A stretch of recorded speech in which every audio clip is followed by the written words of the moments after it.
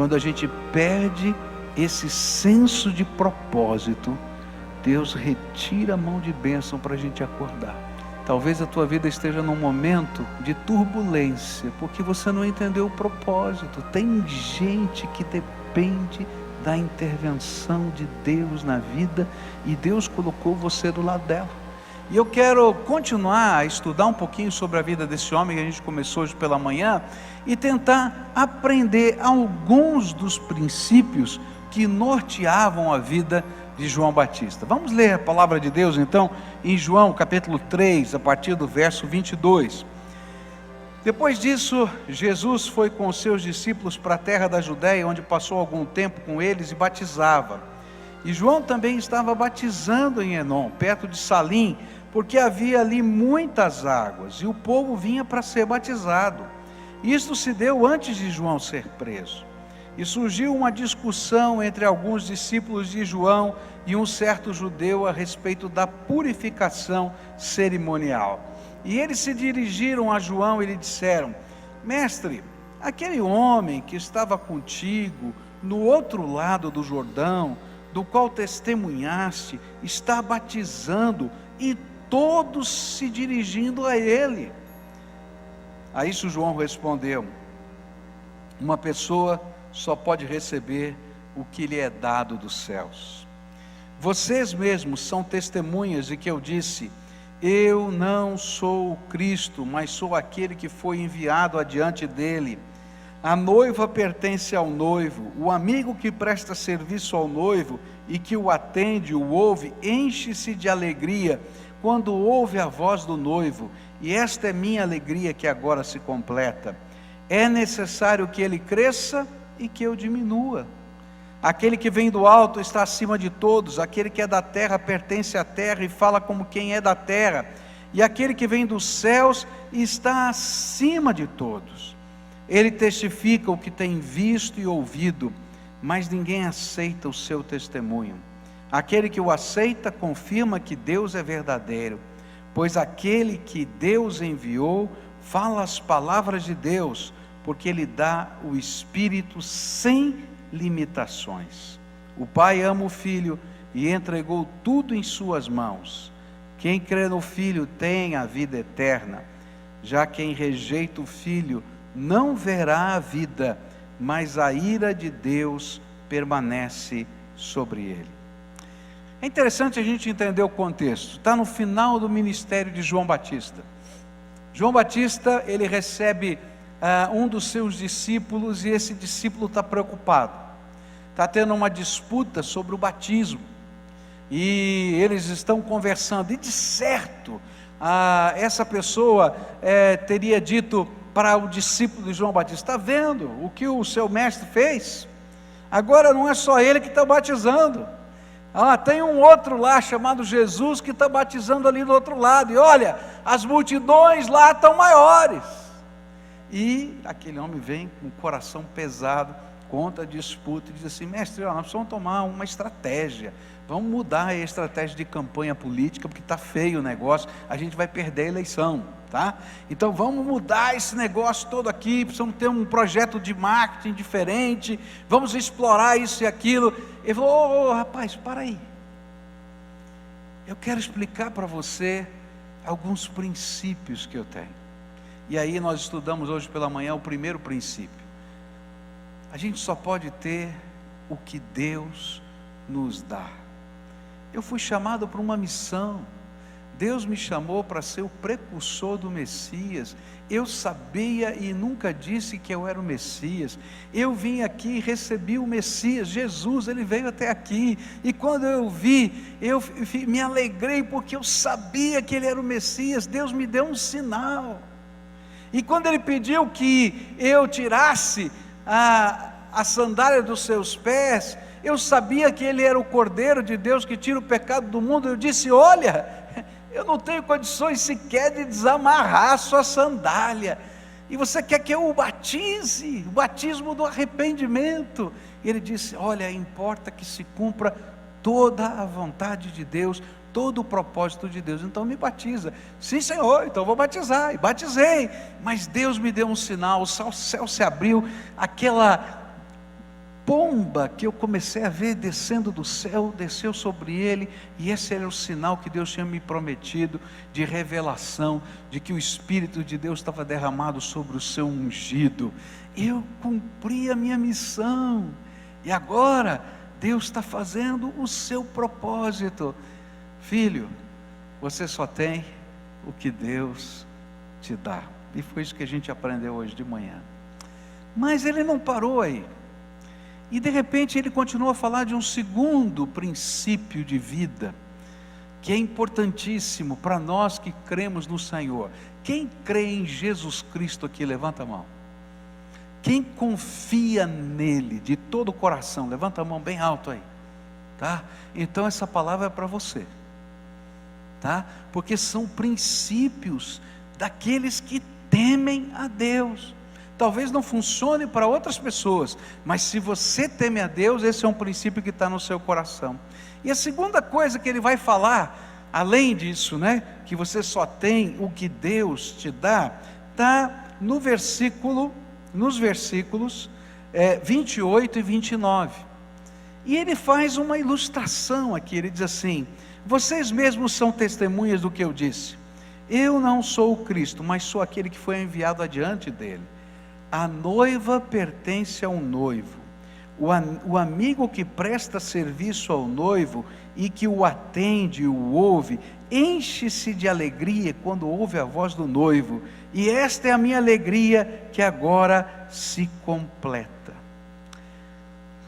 O segundo princípio que João Batista vai colocar para a gente é: qual é o meu papel no reino de Deus? Eu sei que Deus deu diferentes dons e talentos para as pessoas. Eu sei que Deus colocou alguns dons e talentos que eu não tenho em vocês aqui. E que gostoso é quando vocês tocam e a gente louva a Deus juntos, todo esse povo que está aqui. Ou então, esse povo que está ali atrás e ali naquele lado, que tem uma voz lindíssima, né? E quando eles ligam aqueles microfones, parece que todos nós estamos cantando bonito, né? Fala a verdade, né? Parece que a gente, olha que lindo que está, porque Deus deu dons. Mas não importa qual seja o dom que você tem, qual é o seu papel no reino de Deus? É disso que João vai falar. E ele começa a dizer assim, olha, ele pega um contexto do casamento oriental e diz assim: olha, nós todos somos como que o padrinho do casamento. Eu me sinto o padrinho do casamento. E o padrinho do casamento, tá, naquele contexto, era diferente do que o padrinho do casamento faz hoje em dia. O padrinho do casamento era uma pessoa de altíssima confiança, de carinho do noivo, e ele ia à frente do noivo preparar todas as coisas para o encontro do noivo com a noiva. O casamento naquele tempo era bem diferente do nosso, tá? Ele acontecia na casa do noivo. E havia um cortejo que saía da casa do noivo, tá? Pelas ruas, cantando, celebrando, ia até a casa da noiva, encontrava os convidados da noiva e a sua família lá, tá? Que já estava tudo arrumado e preparado pelo padrinho do noivo, tá? E aí então esse padrinho entregava a noiva para o noivo, e eles iam na frente do cortejo, sabe, cantando, celebrando, e o povo dançando atrás, e o padrinho é aquele que estava vendo se estava tudo funcionando direitinho, e ficava atrás do noivo. E ele então diz uma coisa tremenda, e esse é o segundo princípio: qual é o meu papel como servo de Deus? Eu estou aqui para servir o noivo, para que ele se encontre com a sua noiva. Esse é o segundo valor. Quando eu era adolescente, eu já havia recebido o chamado de Deus para a minha vida, que eu recebi com 12 anos de idade, E eu comecei a ficar preocupado à medida que o tempo ia passando. Eu ficava pensando: Senhor, como é que é esse negócio de ser chamado? Como é que é esse negócio de ser pastor ou missionário? Como é que é esse negócio de fazer as coisas acontecerem? Eu tenho tanto medo, Senhor, eu tenho medo disso, daquilo outro, eu tenho tanta dificuldade, eu me sinto incapaz em tantas coisas. Você já sentiu alguma coisa parecida? Quando fala do reino de Deus? E aí um dia eu estava orando e o Espírito Santo falou comigo. Eu estava lendo um devocionário, e aquele devocionário era bem aquilo que eu estava sentindo. E ele disse assim: sabe o que eu quero de você? A única coisa que eu quero de você é que você aponte para as pessoas a fonte da mesma graça que opera na tua vida. Eu não quero que você seja o retransmissor. Eu quero que você ajude as pessoas a se conectarem diretamente à minha graça. E sabe, quando elas estiverem conectadas diretamente à minha graça, as minhas coisas vão acontecer na vida das pessoas. E de repente um peso imenso saiu dos meus ombros. Sabe, às vezes quando a gente ministra a palavra de Deus, ou quando a gente entende que o nosso papel é ajudar as pessoas a chegarem perto de Jesus, a conhecerem a palavra de Deus, a serem amadas por Deus, a experimentarem o poder de Deus, a gente começa a pensar: Senhor, tenha misericórdia, como é que vai ser? Eu não conheço filosofia, eu não conheço teologia, olha, a doutrina tal eu ainda não aprendi, eu não sei. E aí o Senhor falou: para aí.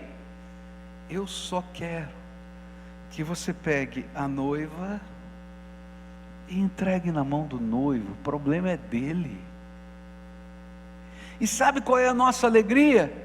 É quando a gente pode fazer esse papel tão simples de pegar a noiva, ajudar na sua ansiedade, na correria do casamento, e entregar na mão do noivo, e o cortejo continua, e a gente vai ficando para trás um pouquinho, mas a gente não está triste, a gente está feliz de ver o que Deus está fazendo.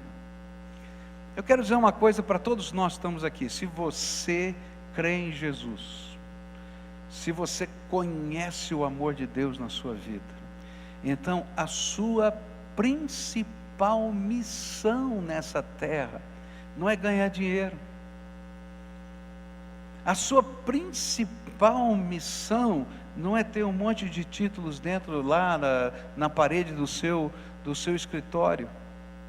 A sua principal missão é ser um conector, levar pessoas a conhecerem o poder de Deus. E na medida em que as pessoas conhecem o poder de Deus, as coisas começam a acontecer, e são tremendas estas coisas. Essa semana eu estava lá no Ceifar, numa reunião, nossa casa de recuperação, e é tão gostoso porque a gente ouve tanta coisa boa que Deus está fazendo. Eu ouvi de um batismo de uma jovem, advogada, uma moça culta, mas que havia se perdido nas drogas, que estava perdida nas drogas, e aí passou por um processo lá na casa de recuperação, e uma das senhoras da casa de recuperação, a irmã Neuza, foi a discipuladora dela, e estava lá, e acompanhava, e orava junto, e chorava junto, e chegou o dia do batismo dela, e ela mandou então um convite, e disse assim: olha, irmã Neuza, eu gostaria que a senhora viesse assistir o meu batismo na igreja tal. E ela disse: sabe, filha, eu vou ter uma reunião aqui das famílias na casa de recuperação, mas eu vou tentar. Eu não posso garantir, porque o horário que termina essa reunião é o horário que começa o culto, e eu não sei se eu vou conseguir, mas eu vou tentar. E ela então tinha dito para o seu pastor: lá naquela igreja eles entregam um certificado de batismo no final do culto, então chamam todos os batizados e eles entregam, e lá é costume que entregue o certificado de batismo a alguém significativo, escolhido pelo batizando, não é? E ela já tinha falado para o pastor: pastor, quem vai entregar o certificado para mim é a irmã Neuza. Mas ela não sabia se essa pessoa ia chegar ou não ia chegar. E ela então chegou, estava lá, e foi uma surpresa quando o pastor chamou a irmã Neuza para entregar o certificado. E ela disse assim: eu tinha dito que talvez eu não chegasse, como é que vai ser? E se eu não chegasse, como é que seria? Não faz mal, eu receberia da mão do meu pastor, porque esse lugar é só seu, porque foi você que me levou até Jesus. Eu achei tão precioso isso, porque nisso está a essência do meu papel. Sabe qual é o meu papel? É conectar pessoas a Jesus, de uma maneira simples. As pessoas não estão preocupadas se você conhece toda a teologia, mas que você possa ajudá-las a chegar perto, a falar com Deus, a conhecer o poder de Deus, a conhecer os milagres do Espírito Santo na sua vida. E na medida em que isso acontece, a alegria de Deus chega no nosso coração. Dá uma olhada para o teu lado. Tem algum banco vazio do teu lado? Tem alguns que não tem. Na tua frente tem algum banco vazio? Tem. Ali precisaria estar alguém que você conectou com o Senhor. Tem pessoas que estão desesperadas, esperando alguém para dizer assim: olha, é tão simples, fala com ele, fecha a porta do teu quarto. Mas eu não sei como. Eu vou orar a primeira vez junto com você, mas depois nós vamos orar juntos. Eu fiz um casamento ontem, e a história dessa família é uma família muito querida, né? Muito bonita a história, porque o rapaz começou a namorar uma moça, essa moça de outra tradição religiosa, mas o Senhor começa a trabalhar porque eles estão orando juntos. Ela descobre essa conexão com Deus tão gostosa, e ela começa a viver essa conexão com o Senhor, a única na sua casa. E a vovó dela fica doente, e aí a vovó dela fica doente, e ela vai ajudar a vovó como parte da família, mas ela nunca deixava de orar pela vovó, e colocava a mão na mão da vovó e pedia que Deus a curasse, daquele jeito espontâneo, não era uma oração decorada. E a vovó se comovia cada vez quando a netinha orava por ela. E aí um dia a vovó ficou curada, foi abençoada, e a vovó disse assim: sabe de uma coisa? Eu quero continuar esse negócio da gente orar junto, e eu quero aprender mais sobre a Bíblia. Disse: opa, agora eu me sinto tão fraquinha, que eu vou fazer? Chamou o pastor Arthur. O pastor Arthur foi para lá, e aí chegou o pastor para ajudar a ensinar a palavra lá na casa daquela senhora. E o marido dela disse assim: na minha casa vai entrar um pastor? Que negócio é esse? E tal. Mas começaram a orar juntos, a ler a palavra de Deus, e a netinha junto lá. E alguns anos atrás o vovô e a vovó se batizaram. Passa um tempo, o vovô fica doente e morre. E ontem foi o casamento da neta, e a gente lembrava dessa história, porque sabe qual é a coisa mais importante que Deus pode nos dar para fazer? É a gente conectar pessoas a Jesus. Queridos, não é conectar você só. Fala assim, ó, liga aqui está o poder, aqui está a graça, aqui está a misericórdia. Eu também preciso estar conectado. É isso que João está falando. João está dizendo assim: olha, eu sou só o padrinho do casamento, mas tem um noivo, e tem a sua noiva, que é a igreja de Deus. Eu e você fazemos parte disso. E sabe qual é o meu papel?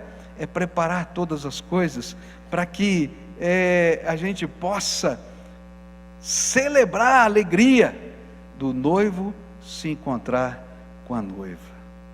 Queridos, esse lugar que está vazio pertinho de você é tua responsabilidade. É alguém que Deus quer que você conecte. Qual é o nome dessa pessoa que vai sentar nesse lugar? Tem nome. Quem é? Você sabe o nome dessa pessoa? Não sabe? Eu vou orar para Deus fazer você acordar de madrugada, tá? Hoje de manhã eu falei isso, né? Alguém chegou para mim: pastor, não ora mais assim, eu estou acordando toda madrugada. E falei, para quê? Para orar. Então pode deixar que eu vou continuar orando assim, né? Porque é uma bênção. Deus está querendo fazer alguma coisa na tua vida para você orar pelas pessoas, para ajudar as pessoas a se conectarem. Qual é o nome dessa pessoa? Se Deus está te dando um nome, eu vou te dar uma dica, tá? Começa a orar por essa pessoa todo dia. Todo dia que você orar por você, ora por essa pessoa. Senhor, abençoa. Senhor, cuida. Senhor, protege. Senhor, fortalece. E Senhor, eu quero que essa pessoa seja conectada com o Senhor. Experimente a grandeza do Senhor e o poder. Dá oportunidades. E se o Senhor me escolher para ser parte dessa conexão, eu quero estar lá. E sabe, você vai se surpreender com aquilo que vai acontecer. Vai chegar um dia da festa, como aquela menina viu o vovô e a vovó dela, bem idosos, sendo batizados e glorificando o nome de Jesus, o Senhor, simplesmente porque tinha uma menina que podia orar com a vovó e ser conectora, apresentar o caminho do Senhor. Essa, querido, é a primeira, a principal missão que Deus nos deu. É por isso que a Bíblia diz: buscai primeiro o reino de Deus e a sua justiça, e todas as outras coisas vos serão acrescentadas. Quando a gente perde esse senso de propósito, Deus retira a mão de bênção para a gente acordar. Talvez a tua vida esteja num momento de turbulência, porque você não entendeu o propósito. Tem gente que depende da intervenção de Deus na vida, e Deus colocou você do lado dela, simplesmente para dizer: olha para cima, olha para cima.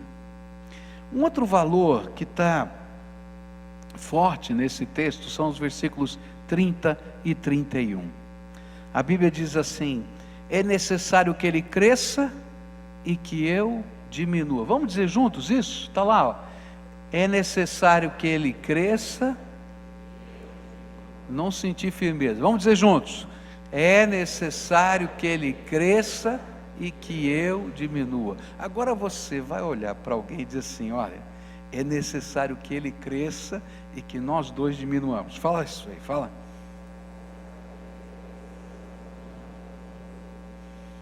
Isso aqui é um princípio. É um princípio tremendo, tremendo.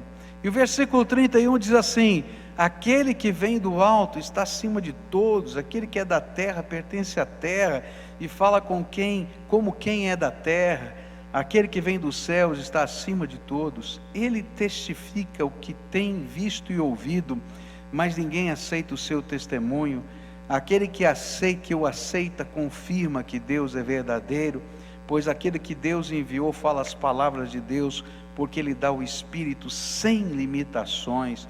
O Pai ama o Filho e entregou tudo em suas mãos. O terceiro valor tem a ver com a nossa posição diante do Senhor. E João foi categórico. A nossa posição é diminuir cada vez mais, para que Jesus cresça cada vez mais. Que coisa tremenda. A nossa posição no reino é que Jesus cresça em nós, que Jesus cresça através de nós, que Jesus seja o Senhor da nossa vida e de todas as coisas.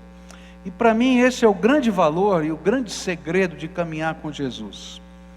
Foi Jesus mesmo que ensinou esse valor. Ele disse assim: se alguém quer vir após mim, tem que fazer o quê? Não sentir firmeza. O que tem que fazer? Tome a sua cruz e siga-me. Vamos dizer juntos? Negue-se a si mesmo.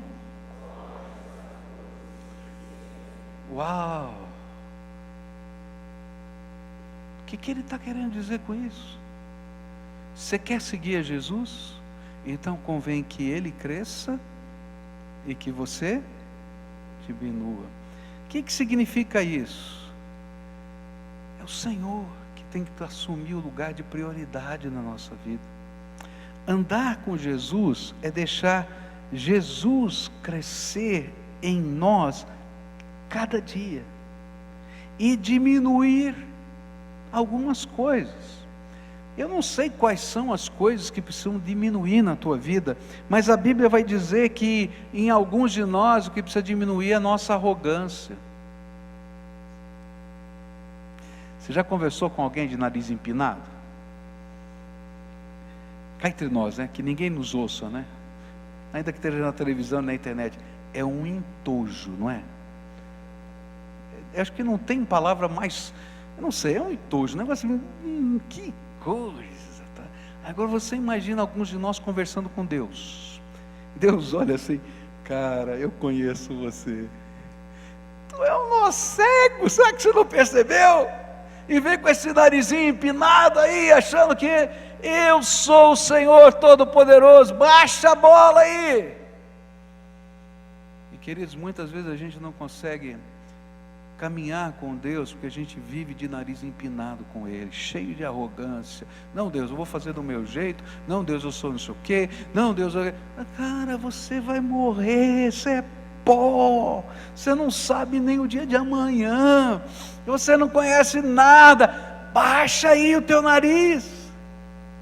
Para muitos de nós a gente tem que baixar ou diminuir o egoísmo.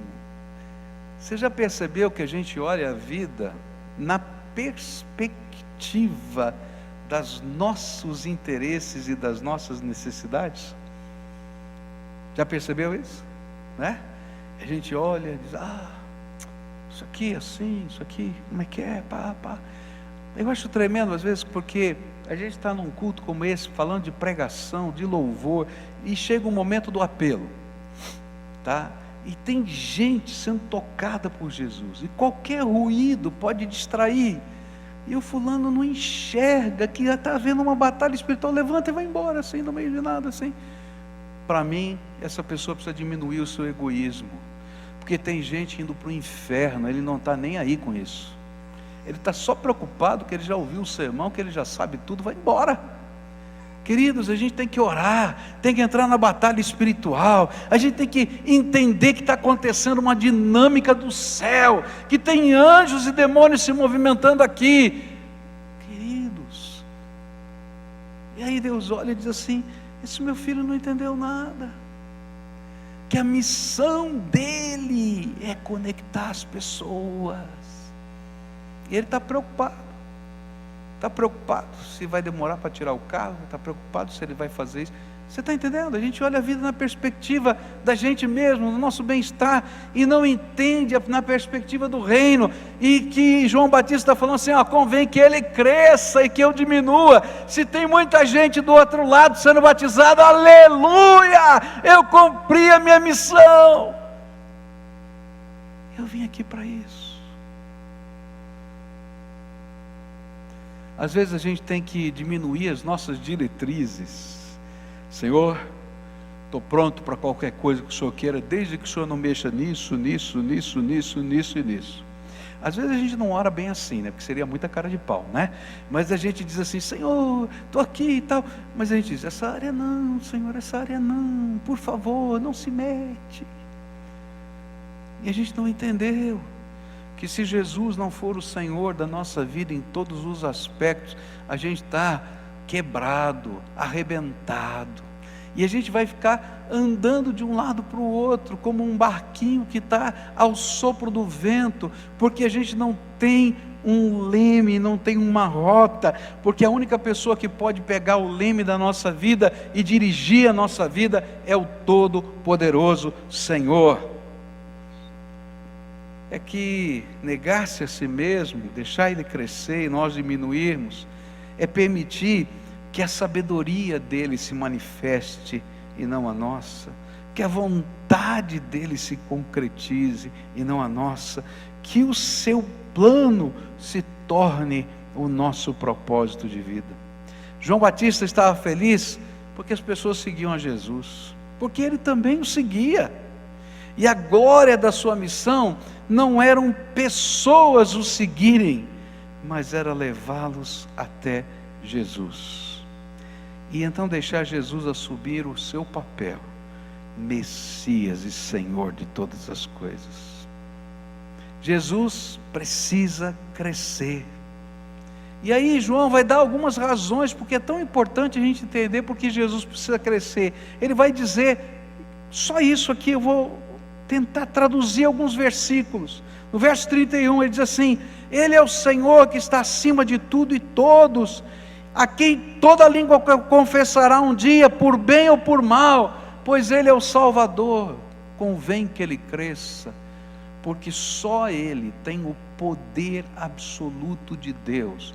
Não tem urucubaca do diabo que possa tocar na vida de um filho de Deus, para quem Jesus é o Senhor.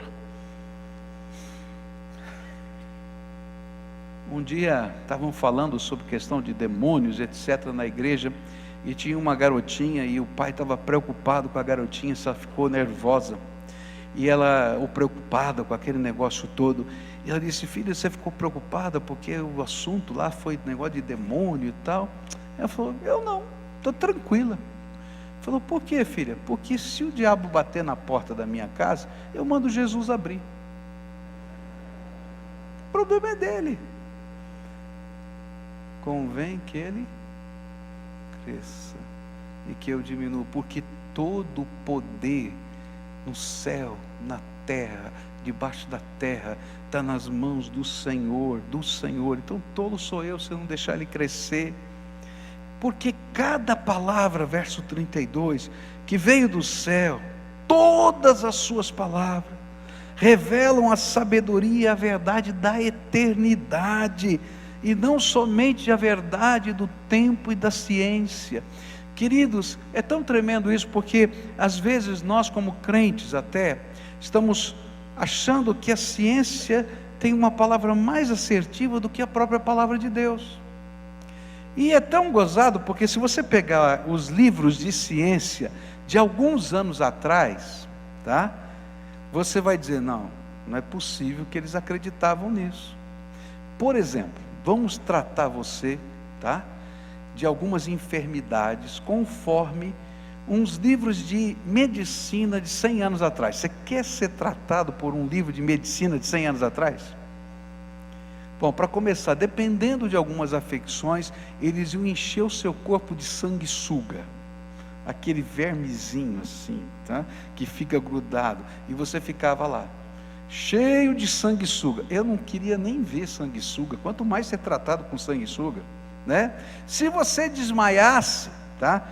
Hoje a gente sabe que pode ser por pressão baixa ou por pressão alta. A primeira coisa que eles faziam numa sangria, abriam uma veia sua e deixava sair sangue. Quer ser tratado pela ciência? Agora eu quero dizer uma coisa para você: a ciência de hoje vai ser criticada pelos livros de alguns anos lá na frente, mas ninguém vai poder tirar a sabedoria do Deus que criou os céus e a terra pelo poder da sua palavra. E João está dizendo: convém que ele cresça e que eu diminua. Sabe por quê? Porque a sabedoria dele não está limitada no tempo. Toda a sabedoria está limitada na época em que ela foi descrita e tem a sua validade. Você sabia que a teoria da relatividade, que desbancou a teoria newtoniana, está sendo desbancada por uma nova teoria que está em pesquisa? Uau! Mas por quê? Porque a nossa sabedoria está limitada ao tempo, e a sabedoria daquele que está falando conosco vem da eternidade, antes do tempo, depois do tempo, e ninguém vai tirar o valor e a verdade disso. João Batista continua, ele vai dizer assim: porque recebê-lo como Senhor da nossa vida, como o primeiro no nosso coração, é um testemunho da verdade de Deus, mas rejeitá-lo é uma tremenda tolice, uma verdadeira loucura, pois quem pode lutar contra Deus? E aí ele diz assim: porque só Jesus tem a plenitude do poder do Espírito do Deus vivo. Eu acho tremendo isso, porque Deus prometeu que derramaria o seu Espírito Santo sobre todos nós. E essa é uma das coisas mais bonitas, quando você se conecta com Deus. Deus, pela graça, pelo perdão dos pecados em Cristo Jesus, Ele vai fazer um milagre. Ele vai fazer do seu coração o templo do Espírito Santo. O templo. E aí Ele vai derramar a graça do Espírito sobre a tua vida. Você não vai estar sozinho, porque Ele vai ser o teu professor particular, o teu conselheiro, o teu consolador, diz a Bíblia. Ele vai andar com você. Mas João disse assim: eu também recebi, eu sou um ungido de Deus, eu sou um profeta, mas só Jesus é o Espírito de Deus encarnado, completo, total, sem nenhuma limitação. Então, querido, mesmo que você seja um ungidão de Deus, está perdido. Jesus tem muito para derramar sobre a tua vida, porque Ele é infinito. E então convém que Ele cresça e que eu diminua. Se eu entender essa realidade, algo tremendo de Deus vai acontecer na nossa vida. E eu queria terminar essa mensagem com o verso 36. Quarto princípio. O primeiro princípio é que você só pode ter o que Deus te dá. Não tem jeito. É só isso. Não tem jeito. O segundo princípio, será que você lembra qual foi o segundo princípio? Já esqueceu tudo, né? E agora? Cutuca aí, pergunta aí, pede uma cola. Qual é o segundo princípio? O que é? O que é? A nossa missão, qual é? Levar as pessoas até pertinho. Nosso papel é o papel do noivo, lembra? A gente só conecta pessoas. Essa é a nossa principal missão. A terceira, essa você lembra, acabei de falar, né? Convém, cresça e que eu diminua. Mas a quarta tem a ver com a urgência de tudo isso que eu estou falando. E a quarta está no versículo 36. É interessante João Batista falar essas palavras. Ele diz assim: quem crê no Filho tem a vida eterna. Já quem rejeita o Filho não verá a vida, mas a ira de Deus permanece sobre ele. Vamos dizer a primeira parte? Põe aí o versículo para a gente aí, ó. Só a primeira parte. Quem crê. Para aí um pouquinho. Quem crê no Filho tem o quê? O que significa essa palavra? Deus desejou, determinou, é coração de Deus, dá para você o reino dele. O céu que ele criou, onde estão os anjos, aquilo que existia antes da terra por toda a eternidade vai continuar existindo depois que a terra passar, porque a Bíblia diz que céus e terra vão passar. E Deus disse assim: eu amo tanto esse cara aqui. Não importa se você é careca, se você é preto, se você é branco, se tem cabelo branco, Ele ama você. E então Ele preparou um plano, o plano da salvação eterna. O plano da salvação eterna. E então Jesus veio a esse mundo, morreu na cruz para que os meus pecados, que eu não consigo resolver o problema deles, Ele resolveu e tomou o meu lugar na cruz, porque a palavra de Deus diz que o salário do pecado é a morte, mas o dom gratuito de Deus é a vida eterna em Cristo Jesus. Só Jesus pode fazer isso. Então, se você está conectado com Jesus, se você crê que Ele é o único Salvador, se você crê que Ele é o único que pode carregar suas orações até o Pai e abrir a sala do trono para você falar direto com Ele, se você foi selado por esse Espírito da promessa, que Ele prometeu que daria sobre todo aquele que invocasse o nome do Senhor, então, querido, você tem a vida eterna. Não é por causa de um rito religioso, não, é porque Jesus garante. No dia do juízo, vai acontecer uma coisa tremenda. Naquele dia, nós todos vamos comparecer diante de Deus. Eu fico imaginando esse dia do juízo. Porque se Deus colocasse no telão da igreja, nem do céu, hein?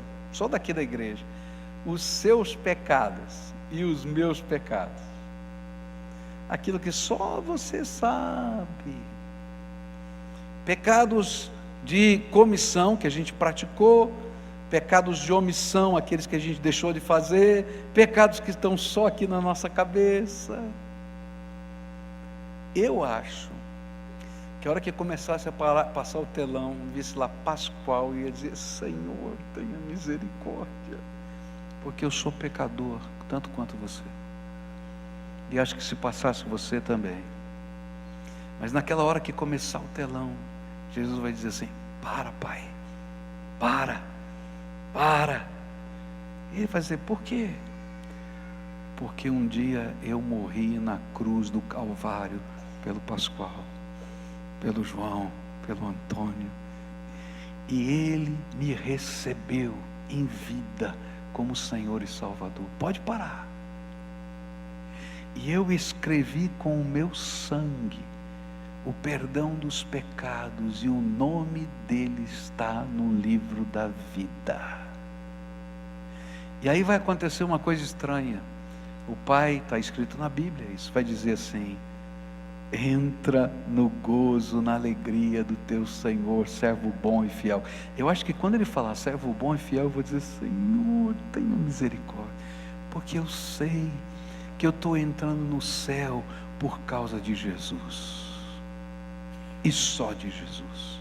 Por isso, quem tem o Filho tem a vida. Mas o que está no versículo? Volta o versículo lá. Olha que coisa tremenda. Já quem rejeita o Filho não verá a vida eterna, essa eternidade do céu, mas ele vai estar num outro plano. A Bíblia diz: o plano onde a ira de Deus, porque ele tirou, mas a ira de Deus permanece sobre ele. Presta atenção: mas a ira de Deus permanece sobre ele. Diz comigo: mas.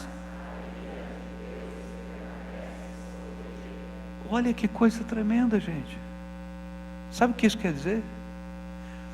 Tem muita gente que não gosta de ouvir isso, mas a Bíblia está cheia de textos dizendo que assim como há um céu, assim como há um lugar para a gente no reino de Deus, existe um inferno.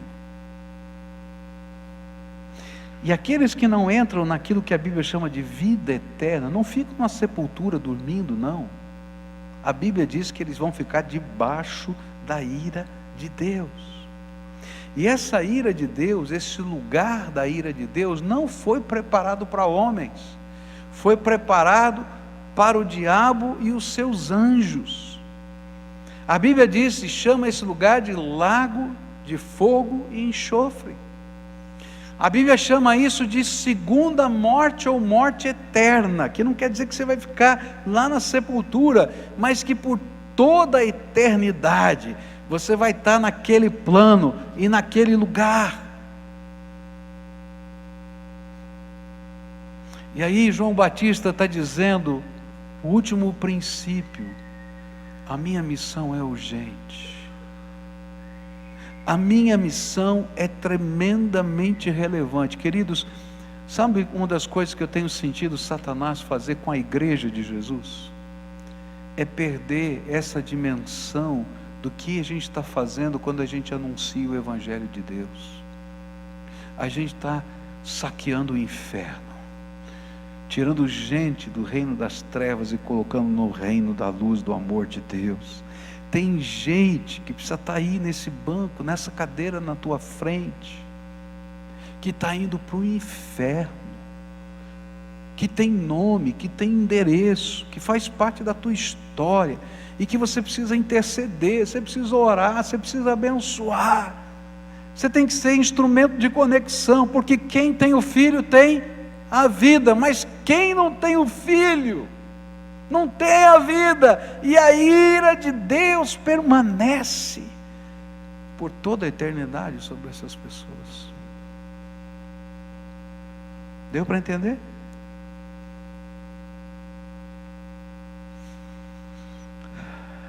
Miguel esteve aqui falando semana passada, né, no nosso culto da manhã, e ele falando da guerra, e cai um míssil, cai uma bomba, e assim que passa aquela explosão, todo mundo corre para tentar tirar os escombros e tentar salvar alguém.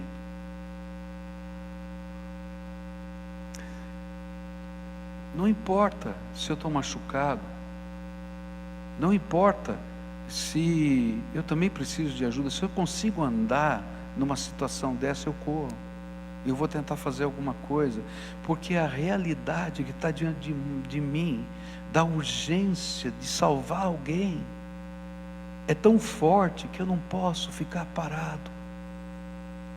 E ele disse: gente, você não pode imaginar o que a gente sente quando a gente começa a mexer nos escombros e a gente acha uma mãozinha de uma criança. Ele falou aqui para a gente, tá? E a gente está feliz porque a gente parece que vai resgatar aquela criança, e de repente vem o corpo e a cabeça ficou fora. Ah, queridos, Deus tem que dar essa visão para você. Tem gente indo para o inferno, gente que você ama, e você não está nem aí com isso. E João Batista está dizendo assim: sabe, eu tenho um valor, eu entendo a urgência da minha missão.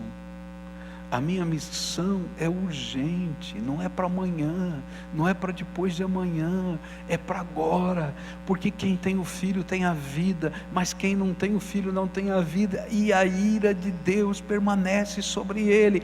Não é brincadeira, não é brincadeira, queridos. O que eu sinto que tem acontecido é que, diante dos meus olhos e diante dos seus olhos, o inimigo tem colocado uma venda para que isso não seja uma realidade, e a gente deixa isso como uma situação teológica lá do futuro, e a palavra de Deus está dizendo: é agora, porque a oportunidade é agora, porque o tempo de Deus é agora. Eu não sou dono do passado, eu não sou dono do futuro, é agora, eu não posso perder essa oportunidade. E aí eu quero dizer para alguns que talvez estejam lutando contra a voz de Deus: não perca a oportunidade de se conectar com Jesus.